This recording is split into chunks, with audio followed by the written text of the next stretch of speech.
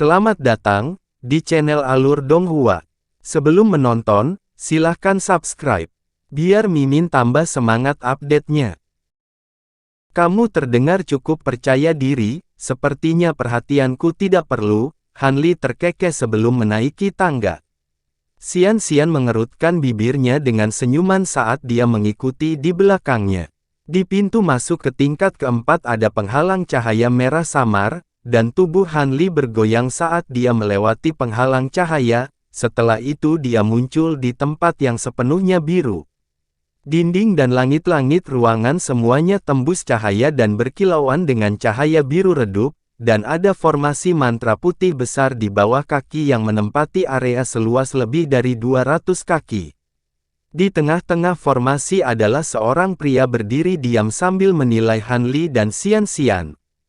Hanli memfokuskan pandangannya pada pria itu untuk menemukan bahwa dia memiliki penampilan ilmiah dengan sebuah buku kuning di satu tangan dan piring formasi emas di tangan lainnya.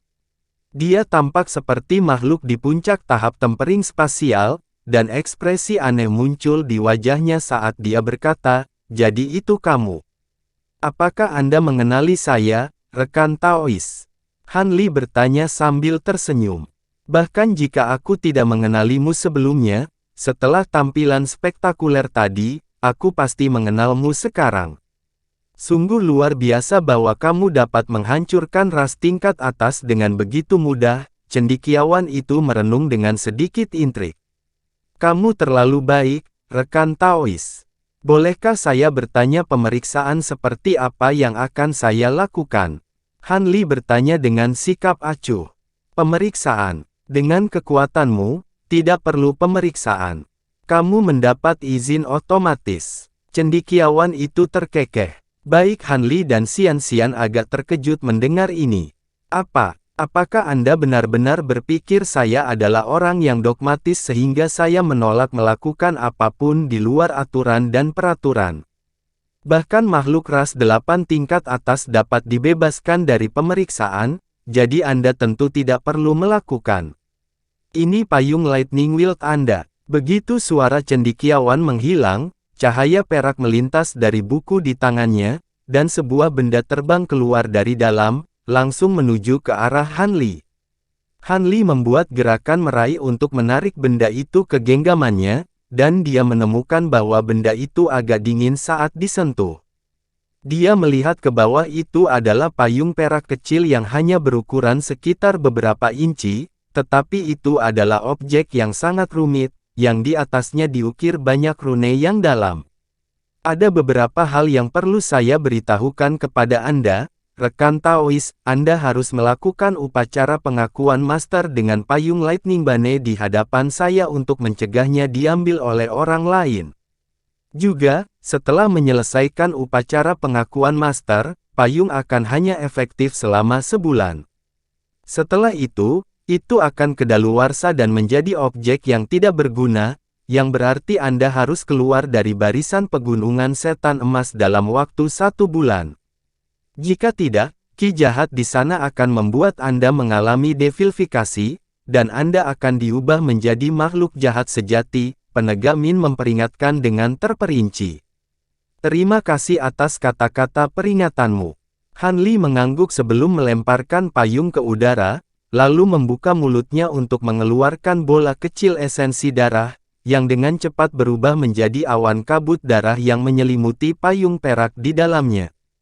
Setelah itu, Hanli mulai melantunkan sesuatu saat dia membuat segel tangan, lalu menjentikkan 10 jarinya dengan cepat di udara secara berurutan. Serangkaian segel mantra dengan warna berbeda muncul, semuanya menghilang ke dalam kabut darah. Payung perak kecil itu langsung membengkak menjadi 3 kaki. Pada saat yang sama, suara gemuruh terdengar dari dalam kabut darah. Setelah itu kabut mengembun menjadi serangkaian rune merah.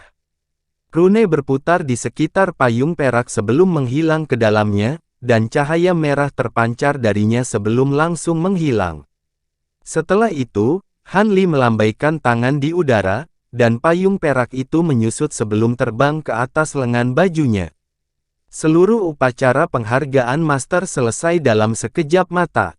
Sedikit terkejut muncul di wajah Enforcer Min, karena dia bisa melakukan upacara penghargaan master begitu cepat. Namun, dia dengan cepat menyusun ulang dirinya, lalu menoleh ke Xian dengan alis berkerut saat dia berkata, "Saya dapat melihat bahwa Anda adalah makhluk kristal, dan basis kultivasi Anda cukup rendah. Jika Anda memasuki pegunungan setan emas, ada kemungkinan yang sangat tinggi bahwa Anda akan binasa di sana. Saya menyarankan agar Anda tidak memasuki pegunungan demi keselamatan Anda sendiri. Terima kasih atas perhatian Anda, senior, tetapi saya harus memasuki barisan pegunungan setan emas pada kesempatan ini. Silakan mulai pemeriksaan Anda, senior," desak Xian setelah memberi hormat ke Enforcer Min. "Kalau begitu, maka aku tidak akan mencoba menghalangimu lebih jauh. Ada dua jenis ujian, salah satunya adalah bertahan 1 jam di dalam dunia ilusi yang disulap oleh formasi ini, dan yang lainnya adalah untuk bertarung dan kalahkan 2 boneka binatang saya. Selama Anda bisa melakukan salah satu dari itu, Anda akan mendapat izin," Enforcer Min memperkenalkan. Xian sepertinya sudah mengharapkan jawaban ini sebelumnya, dan dia segera menjawab, "Saya memilih jenis ujian pertama." "Baiklah, kalau begitu silakan maju 3 langkah," Enforcer Min menginstruksikan. Xian melakukan apa yang diperintahkan, dan Han Li menemukan bahwa setelah mengambil 3 langkah itu, dia kebetulan berdiri di atas rune besar tertentu pada formasi. Namun, sebelum dia memiliki kesempatan untuk memikirkan hal ini, Enforcer Min tiba-tiba berkata, "Kamu bisa turun sekarang. Aku tidak ingin ada orang yang menonton ujianku, dan aku harus memintamu untuk tidak mengungkapkan apapun, rincian tentang pemeriksaan." "Tentu saja, kalau begitu aku akan pergi." Han Li mengangguk sebagai jawaban sebelum turun ke bawah. Pada saat dia mencapai pembukaan yang mengarah ke tangga, semburan fluktuasi pembatasan tiba-tiba meletus di belakangnya bersamaan dengan suara mendengung samar. Han Li berbalik, seluruh formasi di tanah telah diaktifkan sepenuhnya. Lapisan cahaya putih muncul meliputi Xian dan Enforcer Min di dalam, sehingga mustahil untuk melihat mereka dari luar. Ekspresi Han Li sedikit berubah saat melihat ini, tapi dia terus melewati penghalang cahaya tanpa jeda sebelum berjalan menuruni tangga. Begitu dia muncul di tingkat ketiga, semua orang menoleh ke arahnya, dan dia hanya tersenyum sebelum melanjutkan menuruni tangga. Beberapa saat kemudian, Han Li muncul di luar gerbang paviliun, dan setelah jeda singkat, dia menoleh untuk melihat paviliun di belakangnya. Paviliun ini memiliki total 5 tingkat, jadi apa yang ada di tingkat kelima? Pikiran aneh itu muncul di benak Han Li. Namun, dia kemudian menggelengkan kepalanya dengan senyum sebelum perlahan pergi di sepanjang jalan. Butuh beberapa waktu sebelum Yue Zong juga menyelesaikan pemeriksaannya, jadi dia akan berjalan-jalan di sekitar kota. Untungnya, kota itu tidak terlalu besar, jadi tidak butuh waktu lama baginya untuk melihat semua yang ditawarkan. Selain itu, dia juga agak tertarik dengan ras suci yang menawarkan hadiah untuk Zoisia abadi itu. Dia tidak ingin berinteraksi langsung dengan makhluk ras suci ini, tetapi melihatnya sekilas dari jauh seharusnya tidak terlalu sulit. Dengan mengingat hal itu, Han Li terus berjalan menyusuri jalan. Tidak banyak toko di kedua sisi jalan, dan kebanyakan menjual material binatang buas. Toko-toko ini semuanya agak kecil dan juga terlihat sedikit bobrok, jelas menunjukkan telah berdiri di kota ini untuk waktu yang lama. Untungnya, ada beberapa kultiafter tingkat rendah yang berjalan di sepanjang jalan ini dan mengunjungi toko, jadi setidaknya mereka tidak akan gulung tikar. Setelah melewati sebagian besar jalan, Han Li melewati halaman yang luas, dan matanya tiba-tiba menyipit saat ekspresi yang sedikit serius muncul di wajahnya. Saat indera spiritualnya menyapu seluruh area, hal itu telah dijauhkan oleh batasan aneh yang telah dibuat di sini. Lebih jauh lagi, batasannya sangat mendalam, dan bahkan jika dia mencoba dan memaksakan indera spiritualnya melewatinya, dia tidak akan dapat mencapainya dalam waktu dekat. Tampaknya ini pasti tempat ras suci itu tinggal. Dengan mengingat hal itu, Han Li melirik ke tempat ini. Sayangnya, gerbangnya tertutup rapat, dan dia tidak bisa melihat apapun melalui batasan itu, jadi dia tidak tahu apakah makhluk suci itu benar-benar ada di sana atau tidak. Han Li hanya melihat sekilas ke gerbang sebelum melanjutkan. Lebih dari 1 jam kemudian, Han Li telah berjalan melewati seluruh kota dan kembali ke paviliun. Sekembalinya, dia menemukan bahwa Xian Xian dan Yue Zong sudah berdiri di luar, dan tidak ada orang lain di sekitar mereka. Han Li segera mengetahui apa yang telah terjadi, dan dia tersenyum ketika bertanya, apakah kamu juga dibebaskan dari ujian, kakak Yue?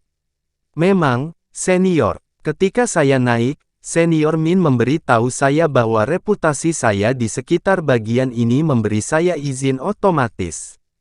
Kalau tidak, saya tidak akan bisa keluar begitu cepat.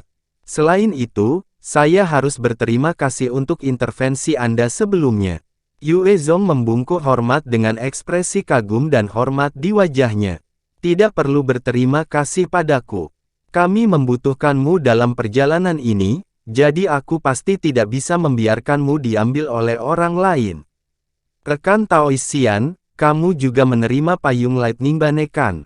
Han Li bertanya. Tentu saja, formasi ilusi itu cukup tangguh, tapi kebetulan aku telah mengolah beberapa teknik rahasia yang menenangkan, jadi bukan masalah bagiku untuk bertahan 1 jam di sana, jawab Xian Xian. Kalau begitu, ayo segera berangkat. Lagi pula, kita tidak punya banyak waktu, saran Han Li. Pikiranku persis. Xian Xian terkekeh. Yue Zong juga mengangguk dengan ekspresi serius. Dengan demikian, mereka bertiga tidak lagi menunda lebih jauh saat mereka berangkat dari kota dan terbang lebih dulu. Setelah terbang beberapa kilometer, mereka menghilang ke dalam kabut biru lagi. Setelah terus maju hingga hampir 15 kilometer, kabut di depan secara bertahap menipis. Namun, gemuruh guntur di depan lebih keras dari sebelumnya. Setelah muncul dari kabut biru, Han Li tidak bisa menahan nafas tajam pada pemandangan yang disajikan di hadapannya. Di kejauhan beberapa ribu kilometer di depan, seluruh langit berkelap-kelip dengan petir biru, dan guntur yang tak terhitung jumlahnya meletus dari segala arah. Mereka akan memasuki dunia di mana hanya ada petir. Ayo pergi, kata Yue Zong dengan suara rendah saat dia membuka mulutnya untuk mengeluarkan payung perak kecil itu, dan itu berubah menjadi bola cahaya perak yang menyelimuti seluruh tubuhnya. Setelah itu, dia terbang ke depan, diikuti oleh Han Li dan Xian Xian, yang juga mengeluarkan payung Lightning Bane. 2 jam kemudian, 3 bola cahaya perak muncul di sisi lain dunia petir, dan mereka muncul di atas gunung hitam yang tinggi. Cahaya perak memudar untuk mengungkapkan trio Han Li, dan Han Li mengalihkan pandangannya ke bawah saat dia bergumam, jadi ini adalah barisan pegunungan setan emas. Ini adalah tempat dengan pemandangan yang sangat unik. Di udara sekitar 4.000 kaki di atas tanah, ada hamparan luas ki iblis abu-abu yang membentang sejauh mata memandang, dan di bawahnya ada lapisan kabut hitam pekat yang menutupi segala sesuatu di bawah. Ada pembagian yang jelas antara kabut hitam dan abu-abu ki, dan mereka hidup berdampingan satu sama lain seperti yin dan yang. Ekspresi Han Li sedikit berubah saat dia melihat ke bawah untuk menemukan bahwa hanya puncak gunung di bawah yang bisa dilihat, sedangkan sisanya tersembunyi di dalam lautan kabut. Jarak pandang hanya sekitar 400 kaki, dan dalam jarak itu cukup buram dan tidak jelas. Jika seseorang mencoba dan melihat lebih jauh dari itu, mereka hanya akan disambut oleh pemandangan kegelapan pekat. Setelah jeda singkat, cahaya biru melintas di mata Han Li saat dia mengaktifkan mata roh Bright Sight, dan segala sesuatu di lautan kabut hitam dalam radius beberapa ribu kaki langsung menjadi jelas baginya. Namun, alis Hanli masih berkerut ketika dia menemukan bahwa bahkan mata rohnya tidak dapat menembus kabut sampai ke bagian terdalam dari tanah. Adapun indera spiritualnya, dia hanya bisa melepaskannya beberapa ratus kaki di bawah sebelum ditolak. Ketika dia mencoba untuk menyapu indera spiritualnya ke ki jahat abu-abu di atas, dia menemukan bahwa situasinya bahkan lebih buruk karena dia hanya dapat melepaskannya sekitar 500 meter, sehingga membuatnya bahkan kurang efektif daripada kemampuan mata rohnya. Dalam hal ini, hal-hal akan menjadi agak merepotkan. Jika mereka menghadapi binatang iblis tingkat tinggi yang mahir dalam penyembunyian, bahkan dia tidak akan dapat mendeteksi tepat waktu. Saat Hanli ragu-ragu tentang bagaimana melanjutkan, Yue Zong menoleh ke Xian Xian, dan bertanya, "Peri Xian, bisakah kamu memberitahuku kemana kamu ingin pergi sekarang?" "Tentu saja, bagaimana Anda akan membimbing kami jika saya tidak memberitahu Anda kemana kami akan pergi?" Xian Xian terkekeh saat dia membalik tangannya, melempar tablet batu. Yue Zong membuat gerakan meraih untuk menarik benda itu ke dalam genggamannya, lalu meletakkannya di dahinya dan menutup matanya saat dia meresapkan indera spiritualnya ke dalamnya. Sementara itu, Hanli sudah memastikan bahwa tidak ada binatang buas di dekatnya, dan dia menarik pandangannya sebelum mengalihkan perhatiannya ke Yue Zong. Beberapa saat kemudian, Yue Zong membuka matanya lagi, dan ekspresi muram muncul di wajahnya saat dia berkata, "Jadi ke sini kamu ingin pergi?" Itu adalah titik terdalam dari pinggiran pegunungan ini. Kamu telah berkelana jauh ke pegunungan pada beberapa kesempatan, jadi tentunya tidak masalah bagimu untuk membawa kami ke sana, Brother Yue, jawab Xian Xian sambil tersenyum. Jika bukan karena kita saat ini berada dalam periode masuknya ki yang jahat, ini tentu saja tidak masalah.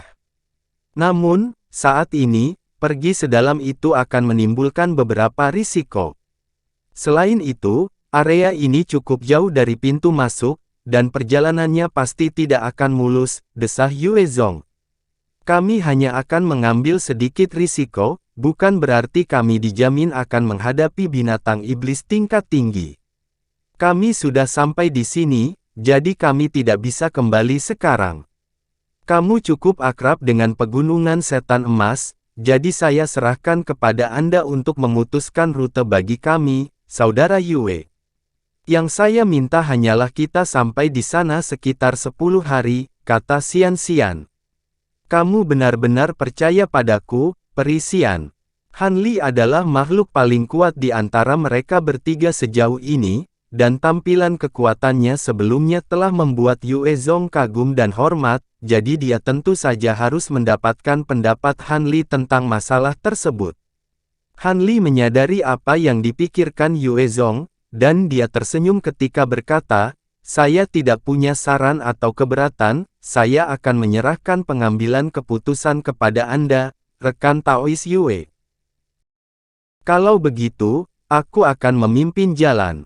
Jika kita pergi langsung ke sana dalam garis lurus, kita akan menimbulkan terlalu banyak risiko. Sebaliknya, mengitari area terluar pegunungan akan jauh lebih aman, tapi kita mungkin tidak sampai di sana tepat waktu.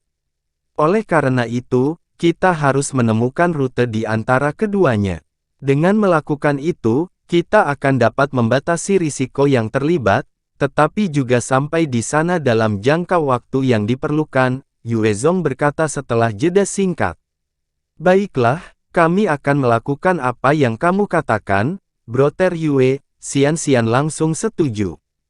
Hanli tidak mengatakan apa-apa, tapi dia juga mengangguk. Jadi, setelah mendiskusikan beberapa detail yang lebih baik dengan Hanli dan Xian Xian, kemudian menginstruksikan mereka berdua tentang beberapa tindakan pencegahan yang harus mereka ambil. Sekitar 2 jam setelah mereka pergi, 4 makhluk lagi keluar dari dunia petir dan muncul di area terdekat. Mereka berempat memeriksa sekeliling dengan hati-hati, kemudian berkumpul bersama untuk mendiskusikan beberapa hal sebelum tahap tempering spasial berwajah hitam di antara mereka melambaikan tangan di udara. Mereka berempat kemudian mengeluarkan platformasi masing-masing sebelum terbang menuju arah tertentu. Setelah itu, semakin banyak makhluk yang memasuki barisan pegunungan setan emas dengan selang waktu sekitar 2 hingga 4 jam. Beberapa dari mereka sendirian, sementara yang lain bepergian dalam kelompok, dan kelompok terbesar adalah orang luar yang dipimpin oleh makhluk lapis baja perak. Kelompok terbesar kedua adalah para pembudidaya lokal yang dipimpin oleh lelaki tua bermarga Yan. Namun, begitu kedua kelompok itu memasuki pegunungan, mereka langsung bubar tidak bepergian bersama. 3 hari kemudian, ledakan tumpul terdengar di ketinggian rendah di atas lokasi tertentu di pegunungan setan emas. Beberapa bola cahaya putih yang ukurannya sebanding dengan roda gerobak meledak serempak sebelum berubah menjadi hembusan angin putih yang ganas. Angin memekik di udara, menyimpan bila angin yang tak terhitung jumlahnya. Setelah itu, beberapa puluh bagian sisa-sisa berbulu jatuh dari atas, menghilang ke dalam lautan kabut. Angin kencang kemudian menghilang menjadi kehampaan. 3 sosok humanoid muncul setelahnya. Salah satunya memegang manik putih di tangannya dengan ekspresi muram di wajahnya. Pria ini adalah Yue Zong. Han Li berdiri di sampingnya dengan tangan bersilang, melayang di udara tanpa ekspresi. Sementara itu, Xian Xian telah mengenakan baju zirah merah, dan seekor burung hitam pekat dengan paruh merah menyala dan sepasang mata emas berkilauan bertengger di bahunya. Yue Zong menyimpan manik-manik di tangannya saat dia menghela nafas, dan sisa angin di daerah itu benar-benar lenyap. Ada yang tidak beres. Yue Zong berkata dengan suara serius. Apa maksudmu, Brother Yue? Kami hanya bertemu beberapa monster iblis kelas rendah, bukan? Bukannya kami belum pernah bertemu monster iblis kelas rendah lainnya sampai saat ini? Xian Xian bertanya secara bingung. Semuanya secara alami akan baik-baik saja jika ini hanya binatang iblis tingkat rendah yang normal, tetapi burung gagak jahat ini selalu tinggal jauh di dalam pegunungan, dan tidak pernah muncul di pinggiran. Burung gagak jahat ini berbagi hubungan simbiosis dengan binatang iblis tingkat tinggi, Cerberus Badgers. Jika salah satu dari mereka muncul, yang lain juga tidak akan jauh. Xian Xian sedikit goyah setelah mendengar ini sebelum bertanya, mungkinkah burung-burung jahat ini selalu bisa bepergian sendiri, tapi itu agak jarang, jadi kamu belum pernah melihatnya sebelumnya. Jelas tidak, gagak iblis ini adalah burung iblis yang paling umum jauh di dalam pegunungan, dan penjelajah yang tak terhitung jumlahnya telah memasuki pegunungan ini sebelum dan sesudah saya, dan tidak ada yang pernah melihat burung-burung ini di pinggiran sini. Yue Zong segera menjawab dengan gelengan kepala. Jadi apa artinya burung-burung ini muncul di sini? Han Li tiba-tiba bertanya. Setelah jeda singkat, Yue Zong menjawab, itu berarti Cerberus Badgers yang memiliki hubungan simbiosis dengan burung-burung ini telah musnah, dan mereka tidak dapat menemukan Cerberus Badgers lainnya. Dengan demikian, mereka tidak dapat bertahan jauh di dalam pegunungan, sehingga memaksa ke pinggiran sini. Alternatifnya, itu bisa berarti bahwa burung-burung ini telah dipaksa untuk datang ke sini oleh makhluk yang jauh lebih kuat dari Cerberus Badgers. Oh, skenario mana yang lebih masuk akal menurutmu, rekan Taois Yue? Han Li bertanya dengan senyum. Skenario pertama sangat tidak mungkin. Lagi pula, gagak iblis ini adalah binatang iblis tingkat rendah, dan bisa terbang cukup cepat, tapi lemah tanpa ada Cerberus Badgers yang melindungi mereka, sangat tidak mungkin mereka akan melakukannya. Aku telah melarikan diri jauh-jauh ke sini jauh di dalam pegunungan hidup-hidup. Binatang iblis lainnya di dalam pegunungan akan memburu mereka jauh sebelum ini, jawab Yue Zong. Jadi itu berarti gagak iblis ini kemungkinan besar telah dipaksa ke sini oleh binatang iblis yang kuat lainnya, dan binatang buas itu sudah ada di depan kita, renung Han Li saat matanya menyipit. Aku khawatir begitu. Selain itu, binatang iblis ini tampaknya cukup cerdas juga, jawab Yue Zong dengan sikap serius. Menurutmu apa yang harus kita lakukan dalam situasi ini, rekan Taois Yue? Xian bertanya dengan alis berkerut. Kusarankan kita mempercepat terlebih dahulu untuk melihat apakah kita bisa membuangnya dari jalur kita. Lagi pula, mengingat binatang ini memiliki tingkat kecerdasan yang tinggi, mungkin dia muncul di sini karena beberapa alasan lain. Jika tidak berhasil, maka kita tidak punya pilihan selain membunuhnya. Kalau tidak, jika itu menarik binatang buas lain ke sini atau terus membuntuti kita, itu akan selalu menjadi duri di pihak kita. Hehe, tentu saja, aku hanya dapat membuat saran kedua karena senior Han bersama kami. Jika saya sendirian, maka saya harus menggunakan beberapa tindakan lain. Namun, tindakan tersebut sangat memakan waktu untuk diterapkan, sehingga tidak cocok untuk keadaan kita saat ini. Sedikit senyum muncul di wajah Han Li setelah mendengar ini, tapi dia tidak memberikan tanggapan langsung kepada Yue Zong. Sebaliknya, dia menoleh ke Xian, dan bertanya, bagaimana pendapatmu tentang saran ini, Peri Xian? Pemahaman Brother Yue tentang binatang buas di sini jelas jauh melebihi milikku, dan dengan kekuatanmu, kami tidak perlu takut selama kami tidak bertemu dengan binatang buas tingkat suci, jawab Xian sambil tersenyum. Kalau begitu, aku juga tidak keberatan, Han Li setuju dengan anggukan. Baiklah, kalau begitu mari kita lanjutkan. Sayang sekali kita tidak bisa terbang terlalu cepat di sini takut menarik perhatian dari binatang iblis lain di sini. Kalau tidak, jika kita terbang dengan kecepatan penuh, kita akan bisa menemukan jejak kita selama mereka tidak terlalu mahir dalam terbang, renung Yue Zong dengan sikap yang sedikit sedih. 3 garis cahaya melesat di udara, menghilang ke kejauhan dalam sekejap mata. Hampir pada saat yang sama, di kaki gunung kecil yang jaraknya hampir 10 km, cahaya merah tiba-tiba menyala. Setelah itu, selusin lebih mata iblis merah tiba-tiba menyala sekaligus di tempat yang gelap gulita beberapa saat yang lalu.